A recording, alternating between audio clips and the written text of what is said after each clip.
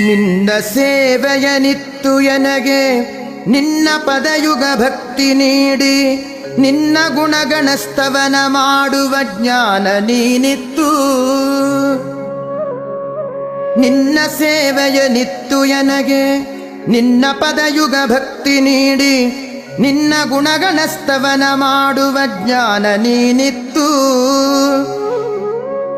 ಎನ್ನ ಮನದಲ್ಲಿ ನೀನೆ ನಿಂತು ಘನ್ನ ಕಾರ್ಯವ ಮಾಡಿಸು.